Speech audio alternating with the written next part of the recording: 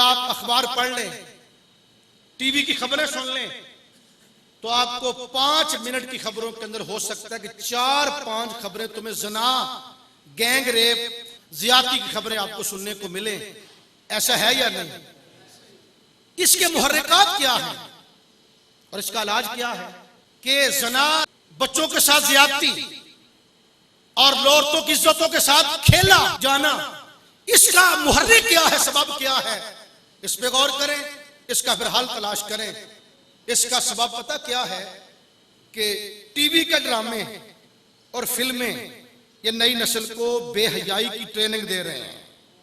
जिस मुआशरे के अंदर औरत कपड़े उतार कर अलफ नंगी होके कहे मेरा जिस्म मेरी मर्जी, तो इसका फिर नतीजा क्या निकलेगा कि जो पसमानदा जाहिल तबका है उनके दिलों के अंदर दरिंदगी और हवस परस्ती परवान चढ़ती रहेगी। इसका पहला हाल यह है कि हमें कुएं से कुत्ता निकालना चाहिए। कुएं में कुत्ता गिर जाए तो बंदा कुत्ता ना निकाले, पानी निकालता जाए, 8 दिन निकालता जाए, मीडिया शोर करता जाए, दानश्वर टॉक शो में बैठ के तबसरे करते जाएं, लेकिन जो कुएं में कुत्ता पड़ा है पहले उसे तो निकालो, फिर पानी निकालो। कुत्ता निकाल नहीं रहे, पानी निकाल रहे हो। इस मुआशरे का जो प्लीद कुत्ता है ना, वो बेहयाई, बेपर्दगी है। अल्लाह कहता है कि या अय्युहन नबिय्यु कुल अज़वाजिका व बनातिका व निसाइल मुमिनीना युदनीना अलैहिन्ना मिन जलाबीबिहिन्ना ज़ालिका अदना अन युरफ़ना फला युज़ैना।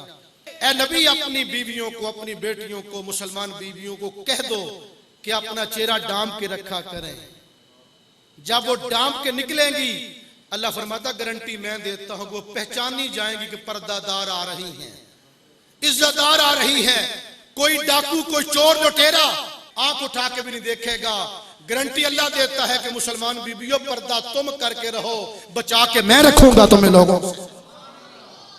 आज देखें, हमारी औरतें हमारी जिम्मेदारी है, हमारी औलाद हमारी जिम्मेदारी है। जिस तरह दौलत छुपा के रखना यह जिम्मेदारी है, औरत को छुपा के रखना मुसलमान मर्द की जिम्मेदारी है।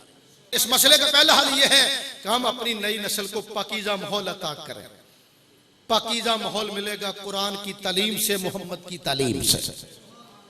दूसरा हल क्या है कि जो लोग पकड़े जा रहे हैं उनको कड़ी से कड़ी सजा दी जाए। ये जब सरेआम फांसी देने का मामला हुकूमत वक्त ने उठाया है, तो लिबरल तबके ने मुखालफत शुरू कर दिया कि किसी बंदे को सरेआम फांसी ना दो। अगर हमने लिबरल तबके को खुश रखना है ना, तो फिर कभी मुआशरे में अमन नहीं आ सकेगा, कभी पाकीज़गी नहीं आएगी। मुझे बताओ, अल्लाह ज्यादा इंसानियत को जानता है या लिबरलिज्म के जो मरूब लोग हैं वो ज्यादा जानते हैं?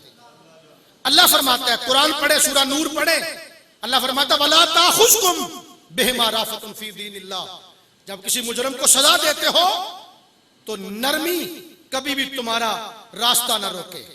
और डाकू की सजा कुरान क्या बयान करता है? कुरान बयान करता है इन्नमा जज़ाउल लज़ीना युहारिबून अल्लाह व रसूलहू व यसअून फिल अर्दि अन युक़त्तलू औ युसल्लबू औ तुक़त्ता अयदीहिम व अर्जुलुहुम मिन खिलाफ।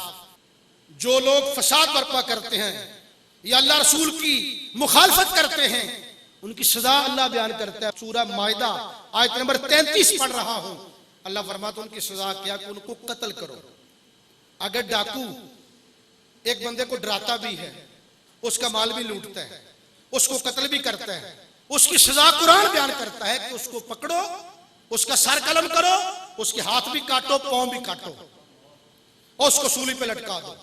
ये 3 सजाएं कुरान बयान करता है। चौथी सजा क्या है कि अगर किसी बंदे ने ना माल लूटा, ना किसी की इज्जत लूटी, ना किसी को कत्ल किया, वैसे डराता धमकाता है, रास्ता रोकता है, लूटा किसी को नहीं, तो कुरान कहता औ युनफौ मिनल अर्द, उनको अपने इलाके से निकाल दो, शहर बदार कर दो।